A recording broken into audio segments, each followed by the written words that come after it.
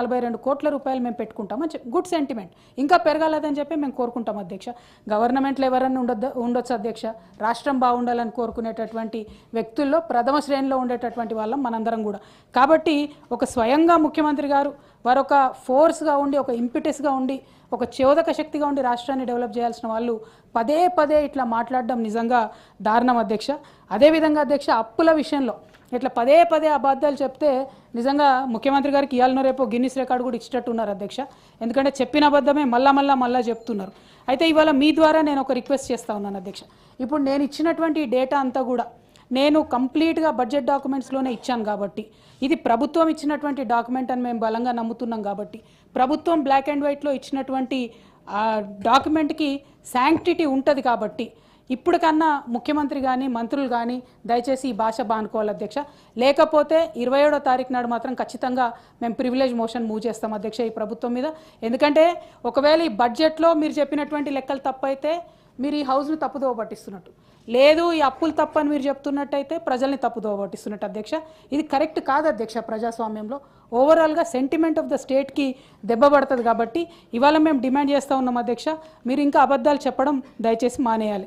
మరి ఏది correct, budget పేపర్లు కరెక్టా, ముఖ్యమంత్రి గారు మాట్లాడేది కరెక్టా అన్న క్లారిటీ కూడా ఖచ్చితంగా ఇవ్వాలి అధ్యక్ష. అదేవిధంగా అధ్యక్ష, ఇప్పుడు మనము ఇరిగేషన్ అధ్యక్ష, నేను ఇందాక చెప్పినట్టు తెలంగాణ రాష్ట్రం ఏర్పడ్డ తర్వాత ఇరిగేషన్ అనేటటువంటిది మనం ఒక ప్రాధాన్యత రంగం, ప్రథమ ప్రాధాన్యత రంగంగా ఎంచుకొని ముందుకు పోయినాం అధ్యక్ష. దాని ప్రకారం ఏం చేసినాం, 2023-24లో ఇరిగేషన్కి 29,766 కోట్ల బడ్జెట్ పెట్టుకున్నాం అధ్యక్ష. అంటే that is 12.84% of the total expenditure. అదే ఈ ప్రభుత్వం వచ్చినటువంటి ఫస్ట్ ఇయర్లో అధ్యక్ష, పోయిన సంవత్సరం 22,284 కోట్లు పెట్టినారు అధ్యక్ష, విచ్ ఈజ్ అప్ టు 8.37 అధ్యక్ష. అంటే 12.8% నుంచి 8.37కి ఫస్ట్ ఇయర్లో వాళ్ళు ఇరిగేషన్ బడ్జెట్ తగ్గించినారు. పోనీ ఈ ఇయర్ అన్నా పెంచుకోవాలి కదా. ఫస్ట్ ఇయర్ అంటే అర్థం కాలేదు, ప్రాజెక్టులు, రకరకాల అనుమానాలు, వారు చెప్పినటువంటి అంశాలన్నీ చూసుకొని ఈ ఇయర్ పెంచుకోవాలి. ఈ ఇయర్ పెట్టినటువంటి బడ్జెట్లో ఎంత అధ్యక్ష ఇరిగేషన్కి 23,350 crores, అంటే 23,354 కోట్ల రూపాయలు. అదేంత అధ్యక్ష, కేవలం 7.5% మాత్రమే, 7.66% మాత్రమే ఈసారి బడ్జెట్లో పెట్టినారు అధ్యక్ష. అంటే ఇరిగేషన్ని రైతుల పట్ల కానీ వ్యవసాయం పట్ల కానీ ఈ ప్రభుత్వానికి పట్టిలేదనడానికి ఇది నిజమైనటువంటి తార్కాణం అధ్యక్ష. అదేవిధంగా ఇందాకటి నుంచి ప్రభుత్వ పెద్దలందరూ మాట్లాడుతూ పదే పదే ఒక మాట చెప్పినారు అధ్యక్ష. పెద్దలు కోదండరాం సార్ కూడా మెన్షన్ చేశారు. ఏమని అంటే, అసలు కాళేశ్వరం అనేటటువంటి ప్రాజెక్టు మీరు తుమ్మిడిహెట్టి దగ్గర ప్రధానంగా కట్టాల్సింది, కట్టకుండా మీరు మేడిగడ్డ దగ్గర కట్టినారు కాబట్టి ఇబ్బంది అవుతుందని చెప్పినారు అధ్యక్ష. 2008లో వైఎస్ రాజశేఖర రెడ్డి గారి హయాంలో ప్రాణహిత చెవెళ్ల పేరుతో ఈ ప్రాజెక్ట్ని ప్రారంభించుకున్నారు అధ్యక్ష. ఆనాడు 148 ఎఫ్ఆర్సీ దగ్గర, ఎఫ్ఆర్ఎల్ దగ్గర కనుక మనం తీసుకున్నట్టయితే అధ్యక్ష, కేవలం 44 టీఎంసీల నీళ్లు మాత్రమే ఉండే అధ్యక్ష అక్కడ. కానీ కాంగ్రెస్ ప్రభుత్వం, ఆనాడు ఉన్నటువంటి ఉమ్మడి రాష్ట్రంలో ఉన్న కాంగ్రెస్ ప్రభుత్వం, వాళ్ళు తెలంగాణకు నీళ్ళు ఇవ్వాలనుకోరు కాబట్టి వాళ్ళు ఏం చెప్పినారు, 152 ఎఫ్ఆర్ఎల్ దగ్గర అడుగుల ఎత్తు దగ్గర తీసుకుంటాము, దాంతో 160 టీఎంసీలు వస్తాయని చెప్పి డైరెక్ట్గా కాలువలు తవ్వడం ప్రారంభించారు అధ్యక్ష. ఎంత దారుణం అంటే అధ్యక్ష, హెడ్ వర్క్స్ లేవు, ఏం లేవు, పర్మిషన్ లేదు, ఏం లేదు. ఎంత దారుణం అంటే అధ్యక్ష, ఫస్ట్ ప్రారంభించింది దాన్ని 17,875 కోట్ల రూపాయలతోనని ప్రారంభించారు అధ్యక్ష. వితిన్ 3 years నా ఎస్టిమేషన్ వచ్చి 40,300 కోట్ల రూపాయలకు చేరింది అధ్యక్ష. ఎందుకు చేరిందంటే కారణం ఏం లేదు, హెడ్ వర్క్స్ లేవు, మహారాష్ట్ర పర్మిషన్ లేదు, సిడబ్ల్యూసి పర్మిషన్ లేదు. మళ్ళీ ఇంకా విచిత్రం ఏంటంటే అధ్యక్ష, ఆ టైంలో కేంద్రంలో కాంగ్రెస్ ప్రభుత్వం, మహారాష్ట్రలో కాంగ్రెస్ ప్రభుత్వం, ఉమ్మడి ఆంధ్రప్రదేశ్లో కాంగ్రెస్ ప్రభుత్వం, కానీ కాంగ్రెస్ సమన్వయం చేసి ఈ ప్రాజెక్టుకు మాత్రం పర్మిషన్ ఇవ్వలేదు అధ్యక్ష. ఇవ్వకపోగా 2013లో పృథ్వీరాజ్ చౌహాన్ గారు అప్పుడు సీఎంగా ఉన్నారు అధ్యక్ష మహారాష్ట్రకు. వారు ఒక ఉత్తరం రాసిండ్రు. ఏమని రాసిండ్రు, యూనిలాటరల్గా ఆంధ్రప్రదేశ్ గవర్నమెంట్ ఈ ప్రాజెక్ట్ కట్టుకుంటుంది, 152 ఎఫ్ఆర్ఎల్ దగ్గర కడుతున్నామని చెప్పి టెండర్లు కూడా ఫ్లోట్ చేసినారు. మేము దీనికి తీవ్రంగా అభ్యంతరం చెప్తున్నాము. మా దగ్గర గడ్చిరోలి, చంద్రపూర్ జిల్లాలో విలేజెస్ మునిగిపోతున్నాయి, మేము దీనికి ఒప్పుకోమని చెప్పి 2013లో వాళ్ళు లెటర్ రాసిండ్రు అధ్యక్ష. ఈ డబ్బులు కూడా మీరు పెట్టకండి అని కూడా చెప్పినారు, కాలువలు దవ్వుతున్నారు అనవసరంగా అని చెప్పారు అధ్యక్ష. అయినా సరే అప్పటికే కాలువలు దవ్విండ్రు, మొబిలైజేషన్ అడ్వాన్సులు తీసుకున్నారు, అవన్నీ జరిగిపోయినాయి అధ్యక్ష. ఆ తర్వాత తెలంగాణ రాష్ట్రం ఏర్పడింది.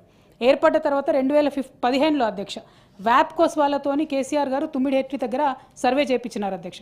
అప్పుడు వాళ్ళు చెప్పింది ఏంటంటే, ఇది కోదనం సార్ కొంచెం మీరు దయచేసి సీరియస్గా వినాలి అధ్యక్ష, 75% డిపెండబిలిటీ దగ్గర 165 టీఎంసీ మనకు అవైలబుల్ ఉంది సార్ తుమ్మిడిహెట్టిలో. కాకపోతే అందులో ఒక 63 టీఎంసీలు ఛత్తీస్గఢ్కి రైట్ఫుల్గా ఉన్నటువంటి వాటర్ అక్కడ. ఛత్తీస్గఢ్ స్టేట్ అప్పటి వరకు ప్రాజెక్టులు కట్టలేదు. ఫ్యూచర్లో ప్రాజెక్టులు కడితే ఈ 63 టీఎంసీలు కూడా ఉండవు. సో ఓవరాల్గా తుమ్మిడిహెట్టి దగ్గర మీకు నీళ్ళు అంత రావు అన్నటువంటిది మొదటి కారణం చెప్పారు అధ్యక్ష.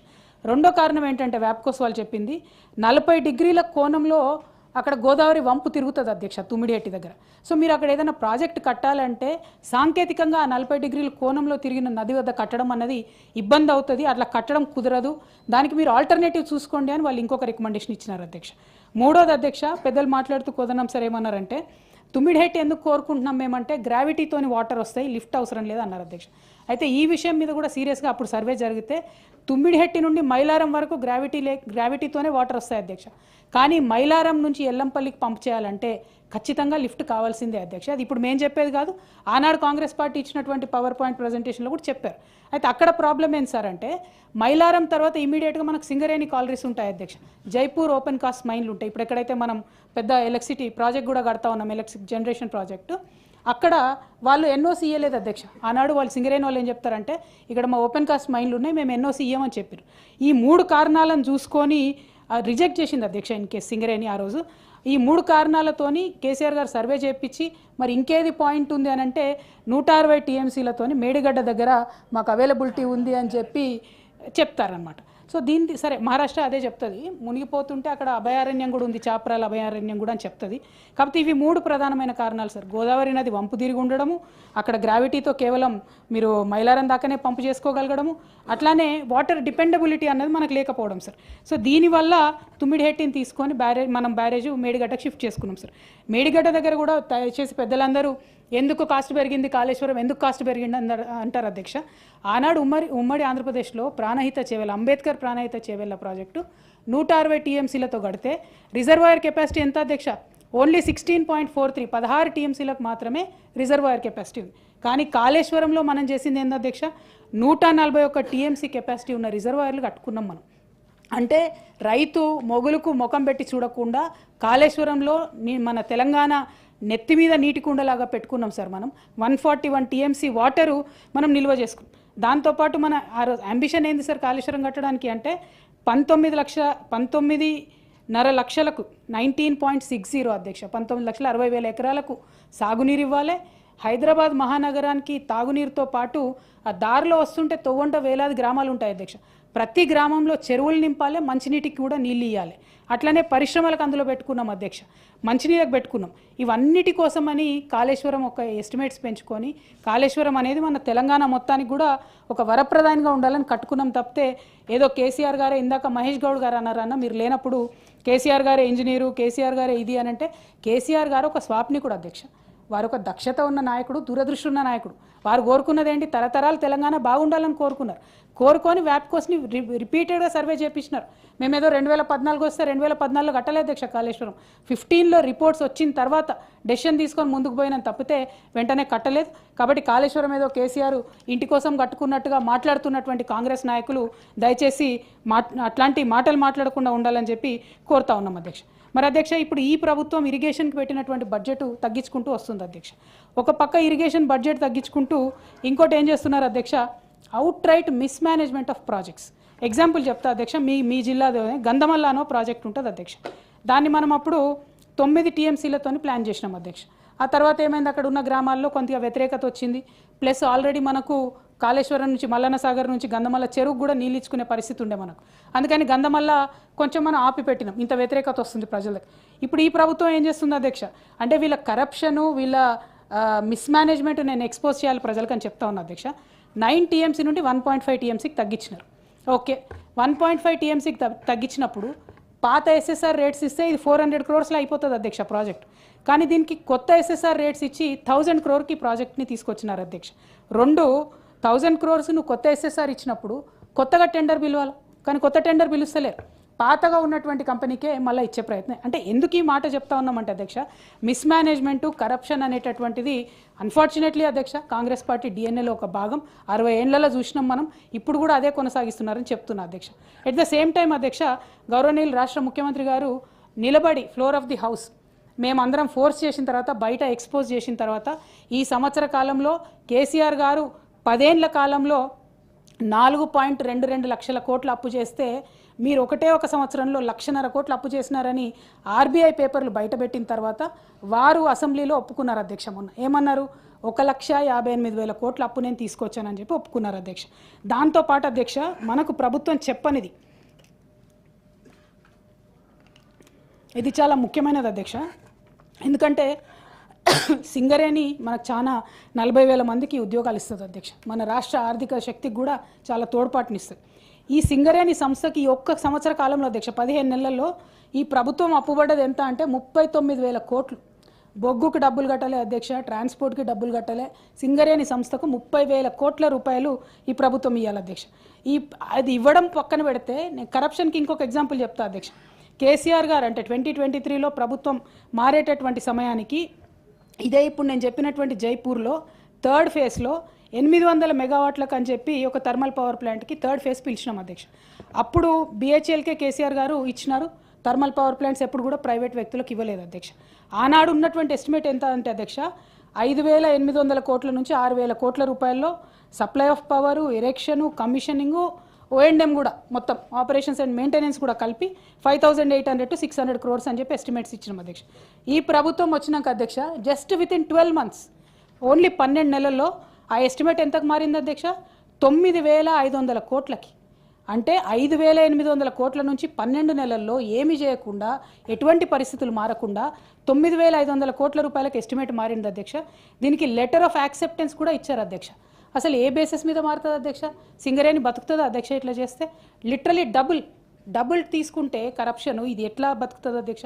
ఓ పక్కనేమో 40,000 కోట్ల అప్పు, ఇంకో పక్కన కరప్షన్. సో ఇట్లా కాంగ్రెస్ పార్టీ ఈ మొత్తం బడ్జెట్ చూస్తుంటే అధ్యక్ష ఎక్కడ కూడా ఒకటి మ్యాక్రో ఎకనామిక్ ఇండికేటర్స్లో బాగాలేదు అధ్యక్ష. గౌరవనీయులు పెద్దలు కోదండరాం సార్ కూడా మాట్లాడుతూ ఏం చెప్పారంటే రిజిస్ట్రేషన్ వాల్యూలోనే దాదాపుగా 30% ఎక్సెస్ చేసి చూపించినారు, ఇది కరెక్ట్ కాదని చెప్పారు. మనందరం కూడా చూసినాం అధ్యక్ష 100 రూపీస్ ఎక్స్పెక్ట్ చేస్తే 33 రూపీస్ కూడా ఇవాళ స్టాంప్స్ అండ్ రిజిస్ట్రేషన్స్లో రాష్ట్రానికి ఆదాయం వస్తలేదు. మరి పోయినసారి కన్నా ఆదాయం మీకు తక్కువ ఉన్నప్పుడు పోయినసారి కన్నా ఎక్కువ అమౌంట్తోని 3,04,000 కోట్లతో బడ్జెట్ పెడితే మరి పెద్దలందరూ కూడా ఇది వాస్తవానికి దగ్గరున్న బడ్జెట్ అని ఎట్లా అంటారు అధ్యక్ష? నిజంగా కూడా సత్యదూరమైన బడ్జెట్ ఇది. గ్యాప్ ఆల్మోస్ట్ 35,000 crores కండ్ల ముంగట కనబడుతుంది. సంవత్సరం అంతం వరకు ఇంకా దాని ఎట్లా పోతుందో తెలియదు అధ్యక్ష. అల్టిమేట్గా ఇది ఏం జరుగుతుందంటే అధ్యక్ష రాష్ట్రం పరువు దేశంలో పోతుంది, అంతకుమించి జరిగేది ఏం లేదు. కాబట్టి ఇప్పటికన్నా అంచనాలను సరి చేసుకోవాలి. వాస్తవాలకు దూరంగా ఉన్నటువంటి బడ్జెట్ అన్నది మాత్రం చెప్పగలుగుతా ఉన్నాను అధ్యక్ష. ఇక అధ్యక్ష బీసీలకు బడ్జెట్లో 20,000 కోట్లు ఇస్తాము, సబ్ ప్లాన్ ఇస్తామని చెప్పినారు అధ్యక్ష. వీళ్ళు మేము ఇచ్చిన దానికన్నా ₹1 కూడా ఎక్కువ ఇవ్వలేదు అధ్యక్ష బీసీలకు ఇంతవరకు. సబ్ ప్లాన్ ఊసు కూడా కనీసం ఎత్తనటువంటి పరిస్థితి ఉంది అధ్యక్ష. ఇక మహిళలకు చూస్తే అధ్యక్ష చేయూత పెన్షన్ అన్నది పెంపు లేదు అధ్యక్ష. 2,500 రూపాయలది ఊసే లేదు అధ్యక్ష. బీడీ కార్మికులకు జాడే లేదు అధ్యక్ష. తులం బంగారం ముచ్చట కూడా లేదు అధ్యక్ష. అంటే మహిళలకు మీరు మభ్యపెట్టి ఏదైతే ఓట్లు వేయించుకున్నారో అది ఏది కూడా ఊసలేదు అధ్యక్ష. ఇందాకటి నుంచి చాలా పొలిటికల్గా చాలా మంది సభ్యులు మాట్లాడినారు అధ్యక్ష. మీరు లేరు ఆ టైంలో చైర్లో. ఇవాళ నిజంగా మొన్న రాష్ట్రంలో జరిగిన ఎన్నికల్లో ఏం జరిగింది అధ్యక్ష? సడన్గా ఎలక్షన్ టైంకి మేడిగడ్డ బ్యారేజు కూలిపోతుందని చెప్పి ఒక అపవాదం తీసుకొచ్చినారు. సరే ఇమీడియట్గా వితిన్ 1.5 day కూడా కాకముందే NDSA కేంద్రం నుంచి ఉరుకుల పరుగుల మీద ఒక టీం వస్తుంది. వాళ్ళు బోట్లలో పోయి మేడిగడ్డ ఫోటోలు తీసి బయటకు రిలీజ్ చేస్తారు అధ్యక్ష. మరి నిన్నగాక మొన్న SLBC టనల్ కూలిపోయింది అధ్యక్ష. ఇంతవరకు NDSA ఎందుకు రావడం లేదు? మేము ఏదైతే ఫస్ట్ నుంచి చెప్తా ఉన్నామో, ఏదైతే ఫస్ట్ నుంచి బీజేపీ కాంగ్రెస్ అలయన్స్లో బీఆర్ఎస్ మీద తెలంగాణ ప్రజల మీద జరుగుతున్న కుట్ర అని చెప్తున్నాం అధ్యక్ష, అది ఎలక్షన్లో ప్రూవ్ అయింది. పైగా ఇప్పుడు ఉన్నటువంటి నాయకులు పొద్దునుండి మాట్లాడిన వాళ్ళంతా ఎట్లా మాట్లాడినారంటే ఏదో బీఆర్ఎస్ పార్టీని ప్రజలు రిజెక్ట్ చేసిరని. ఏం రిజెక్ట్ చేయలేదు అధ్యక్ష.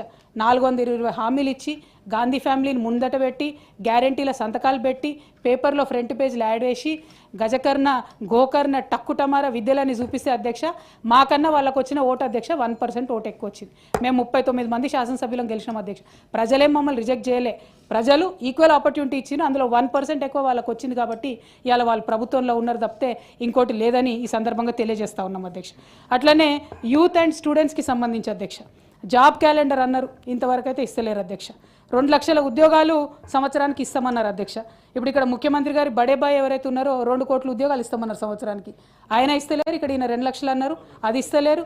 ఓన్లీ ఇప్పుడు 51,000 ఉద్యోగాలు ఇక్కడ ఇచ్చినారు అధ్యక్ష. అందులో కూడా మ్యాక్సిమం నోటిఫికేషన్స్ ముందు అధ్యక్ష, కొత్తవి కావు. మరి ఏమన్నా అంటే ఇప్పుడు ఏమంటున్నారంటే మిమ్మల్ని ఎవరు ఆపిరు, నోటిఫికేషన్లు ఎందుకు వేయలే, కేసులేసి ఆపింది ఎవరు అధ్యక్ష? అప్పుడు ప్రూవ్ చేయలేదా? రిపీటెడ్గా ప్రూవ్ చేయలేదా? ఒకటే లాయర్, ఒకటే అడ్రస్, ఎన్ని కేసులు వేసారు అధ్యక్ష? ఇరిగేషన్ ప్రాజెక్టుల మీద కేసులు, జాబ్ల మీద కేసులు, ఇవన్నీ కూడా చేసి ఆపి కన్ఫ్యూజన్ క్రియేట్ చేసినటువంటి వాళ్ళ అధ్యక్ష. అట్లానే అధ్యక్ష స్కూటీలు ఇస్తామన్నారు అధ్యక్ష, దాని మీద మాటనే లేదు అధ్యక్ష. విద్యా భరోసా కార్డు ముఖ్యమంత్రి గారు ఆనాడు స్పీచ్లు ఇచ్చినప్పుడు చెప్తే అధ్యక్ష, విద్యా భరోసా విద్యార్థులకు ఎట్లా అయిపోయారంటే, మీ జేబులో 5 లక్షల క్రెడిట్ కార్డు ఉన్నట్టే మీరు ఏ కాలేజ్ కంటే ఆ కాలేజ్కి పోయి క్రెడిట్ కార్డు మీరు గీకితే మీకు అడ్మిషన్ వస్తుందని చెప్పినారు అధ్యక్ష. ఇంతవరకు దానికి కనీసం రివ్యూ లేదు, ఊసులు లేదు, ఏమి కూడా లేదు అధ్యక్ష. అట్లానే ఎస్సీ ఎస్టీ నిధులు అధ్యక్ష, గౌరవనీయులు పెద్దలు కొదనం సార్ కూడా మాట్లాడుతూ చెప్పినారు. పోయిన సంవత్సరం 30,000 కోట్లు అలొకేట్ చేసినారు అధ్యక్ష, 34,000 కోట్లు. కేవలం దాంట్లో 10,000 కోట్లు మాత్రమే ఎస్సీ ఎస్టీలకు స్పెండ్ చేసినారు అధ్యక్ష. ఈసారి అట్లా ఎస్సీ ఎస్టీ ఫండ్స్ డైవర్ట్ చేయొద్దని చెప్పి కూడా నేను ప్రభుత్వాన్ని డిమాండ్ చేస్తూ ఉన్నాను అధ్యక్ష. అదేవిధంగా అధ్యక్ష, ఇక క్రిస్టియన్లు, ముస్లిమ్స్, అట్లానే మన సిక్కులు, వీళ్ళందరికీ కూడా రకరకాల మాటలు ఇచ్చినారు అధ్యక్ష. ఏమన్నారు? ఇమాంలకు, మౌజన్లకు, గ్రంథీలకు, అందరికీ కూడా, పాస్టర్లకు అందరికీ కూడా మేము 12,000 రూపాయలు ఇస్తామని చెప్పినారు. आज क्या हालत है साहब? 10-10 महीने से इमामों को, मौजनों को एक बार भी सैलरी मिल नहीं रहा है. हमने पिछले काउंसिल में पूछा तो 1-2-3 महीने का रिलीज़ करें, बाद में रिलीज़ करना भी छोड़ दिए. वो पुराना जो वजीफ़ा आता था वो भी नहीं दे रहे, बढ़ा के तो बिल्कुल भी नहीं दे रहे. और 1 तोला सोने का जेवर देने का वादा किया है लोगों से, उसके बारे में भी कुछ बोल नहीं रहे. बच्चों के तालीम के बारे में क्या बोले साहब?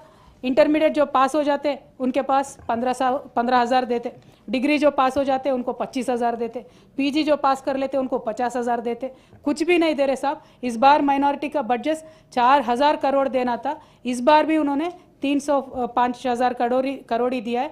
पता नहीं लेकिन कितना खर्च करते. पिछले बार 2,000 करोड़ दिए थे, उसमें 1,000 करोड़ ही उन्होंने खर्च किया था. तो अब का क्या होगा उसका भी पता नहीं है सर. అధ్యక్ష, ఇంకొక రిక్వెస్ట్ అధ్యక్ష, కొంచెం సమయం ఇవ్వండి దయచేసి. ఈ మొత్తం బడ్జెట్లో అధ్యక్ష, రాజీవ్ గాంధీ గారి పేరు 7 సార్లు తీసుకున్నారు అధ్యక్ష, సోనియా గాంధీ గారి పేరు 1 సారి తీసుకున్నారు అధ్యక్ష, ఇందిరమ్మ పేరు 11 సార్లు తీసుకున్నారు అధ్యక్ష. ఈ పేర్లు తీసుకోవడము, ప్రతి పథకాన్ని గేమ్ చేంజర్ అని చెప్పడం తప్పితే అసలు నిజంగా గేమ్ చేంజింగ్ అంటూ ఏం లేదు అధ్యక్ష. ఎందుకు లేదంటున్నానంటే, ఇంక్రిమెంటల్ ఏదైతే అలొకేషన్స్ ఉంటాయో సార్, దాంతో ఎప్పుడు కూడా రెవల్యూషనరీ చేంజెస్ రావు. రెవల్యూషనరీ చేంజెస్ రావాలంటే రెవల్యూషనరీ అలొకేషన్సే ఉండాలి. ఒక్క రంగమైనా సరే, ఏ ప్రభుత్వమైనా ఒక ట్రస్ట్ సెక్టర్గా తీసుకొని పనిచేస్తే దేశంలో దాన్ని ముందుకు తీసుకెళ్లేటటువంటి ఆస్కారం ఉంటుంది అధ్యక్ష. అది ఈ బడ్జెట్లో లోపించడం, దూరదృష్టి లోపించడం అన్నది నేను భావిస్తూ ఉన్నాను అధ్యక్ష. అట్లనే ఇవాళ మీరు చూసినట్టయితే హైదరాబాద్ మహానగరం అధ్యక్ష, హైదరాబాద్ మహానగరానికి మంచినీటి ప్రాజెక్ట్ కోసం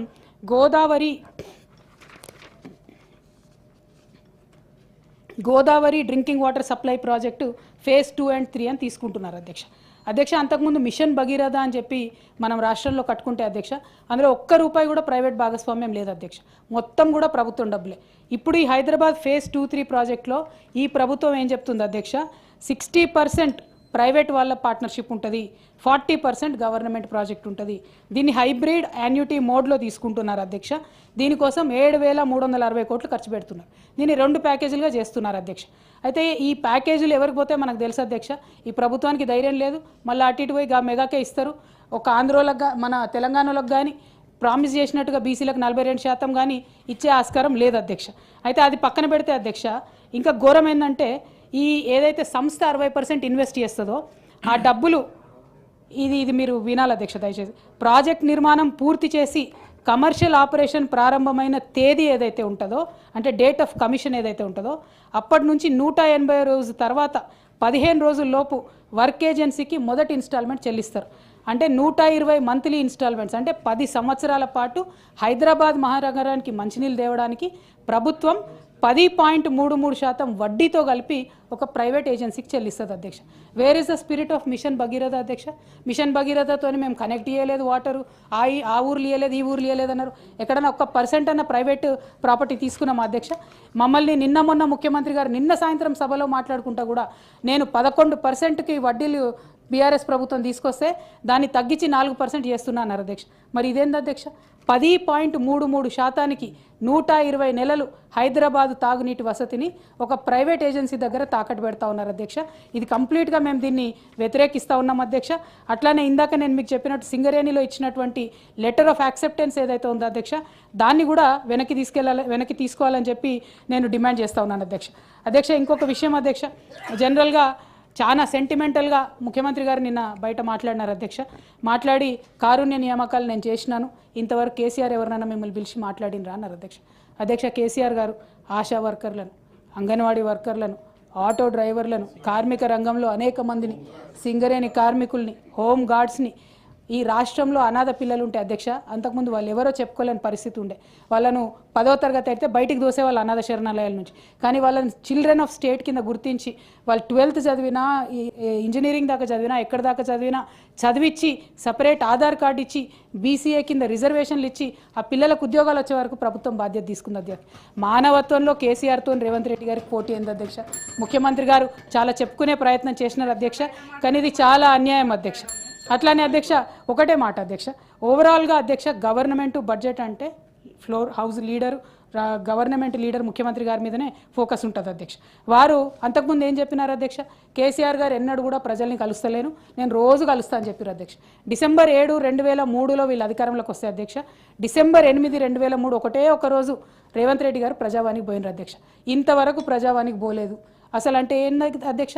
ప్రజల్ని కలవరు. సెక్రటేరియట్కు చుట్టం చూపుగా పోతున్నారు అధ్యక్ష. మమ్మల్ని అనేవాళ్ళు సెక్రటేరియట్కి పోతలేరు కేసీఆర్ గారు. ఇవాళ పరిపాలన ఎక్కడ జరుగుతుంది అధ్యక్ష? పోలీస్ కమాండ్ కంట్రోల్లో కూర్చొని పరిపాలన చేసుకుంటున్నారు అధ్యక్ష. అయితే అధ్యక్ష, ఇంకొకటి అధ్యక్ష, రుణమాఫీ అధ్యక్ష, ఫైనాన్సెస్ చెప్తాను అధ్యక్ష. రుణమాఫీలో ఇదే ముఖ్యమంత్రి గారు అధ్యక్ష ఆల్మోస్ట్ క్లోజ్ అయిపోతుంది సార్. రుణమాఫీ అధ్యక్ష 39,000 కోట్లతోని రుణమాఫీ చేస్తామని మొదలు చెప్పినారు అధ్యక్ష. తర్వాత 31,000 కోట్లు అని చెప్పి క్యాబినెట్ మీటింగ్ తర్వాత బయటకు వచ్చి చీఫ్ మినిస్టర్ గారే ప్రెస్లో చెప్పినారు అధ్యక్ష. ఫైనల్లీ ఈ బడ్జెట్లో ఏం చెప్పారు అధ్యక్ష? 20,616 కోట్లు రుణమాఫీ చేసినాం, ఇక మళ్ళీ నెక్స్ట్ బడ్జెట్లో పెట్టమని చెప్పేసినారు అధ్యక్ష. అంటే డైరెక్ట్గా సగం మందికే రుణం మాఫీ చేసినారని బడ్జెట్ ద్వారా ఈ ప్రభుత్వం ఒప్పుకున్నందుకు వారికి నేను కంగ్రాచులేషన్స్ చెప్తా ఉన్నాను అధ్యక్ష. అట్లనే అధ్యక్ష, అప్పుల విషయంలో ఇప్పటివరకు నేను చెప్పినాను అధ్యక్ష, మీకు ఫార్వర్డ్ చేస్తాను. వీళ్ళు చెప్పినటువంటి అబద్ధాలు బయటపడ్డాయి. అదేవిధంగా నేషనల్ మీడియాలో మీరు చేసినటువంటి నయవంచన పైసలతో సహా ఇదే బడ్జెట్లో అయిపోయింది అధ్యక్ష, ఇదే బడ్జెట్లో బయటపడింది అధ్యక్ష. అదేవిధంగా ఇరిగేషన్ ప్రాజెక్ట్స్లో వీరి యొక్క అవినీతిని, మిస్మేనేజ్మెంట్ని ఉదాహరణతో సహా నేను చెప్పినాను అధ్యక్ష. సింగరేణిలో వీళ్ళు ఎట్లా దోపిడీ చేస్తున్నారు, ఆ సంస్థను ఎట్లా నిర్వీర్యం చేస్తున్నామో చెప్పినాం అధ్యక్ష. అట్లానే ఈ మెగా కంపెనీకి ఈ నీళ్ళను నమ్ముకునేటటువంటి ప్రాజెక్ట్ ఏదైతే ఉందో దాన్ని కూడా క్యాన్సిల్ చేయాలి, ప్రభుత్వమే 100% డబ్బులు పెట్టుకోవాలని చెప్పి నేను డిమాండ్ చేస్తూ ఉన్నాను అధ్యక్ష. అదేవిధంగా ఇసుక అధ్యక్ష, ఇంకొక చిన్న, ఇది చాలా మనందరికి అవసరమైన ఇష్యూ అధ్యక్ష, దయచేసి ఇసుక అధ్యక్ష. హైదరాబాద్ మహానగరంలో ప్రభుత్వం ఇసుక యార్డులు పెట్టి అమ్ముతుంది అధ్యక్ష. ఎప్పుడు అమ్ముతుంది? వానాకాలంలో అమ్ముతుంది. వానాకాలం కోసం పెడతాం. ఇప్పుడు ఏం చేస్తున్నారు అధ్యక్ష? ఆల్రెడీ February, ఇప్పుడే 1800కు ఒక లోడ్ అని చెప్పి ప్రభుత్వం అమ్ముతుందని చెప్పి నిన్న ముఖ్యమంత్రి గారు గొప్పగా చెప్పినారు అధ్యక్ష. ఈ ఎండాకాలంలో బయట గోదావరి నది దగ్గర 1200 రూపాయలకు లోడ్ దొరుకుతుంది అధ్యక్ష. తెచ్చుకుంటారు, టన్ను దొరుకుతుంది. అది ఇక్కడ, థ్యాంక్ యూ అన్న కరెక్టింగ్, 1800కు 2000కి ఇక్కడ వీళ్ళు అమ్మడం అన్నది దారుణం అధ్యక్ష. అయితే దీని వెనుక జరుగుతున్నది కూడా ఒకటి ఉంది అధ్యక్ష. ఒక కాంట్రాక్టర్కు మొత్తం రాష్ట్రంలో ఇసుక ఇవ్వాలనేటటువంటి కుట్ర కూడా జరుగుతున్నది. ఆల్రెడీ ఒక 1000 లారీలు తిరుగుతున్నాయి. దీనివల్ల అల్టిమేట్గా ఏం జరుగుతుంది అధ్యక్ష? సామాన్య ప్రజలకు ఇసుక రేటు పెరుగుతుంది అధ్యక్ష. సో అట్లా కాకుండా మంచి పాలసీతో దయచేసి రావాలని చెప్పి ప్రభుత్వాన్ని నేను విజ్ఞప్తి చేస్తున్నాను అధ్యక్ష.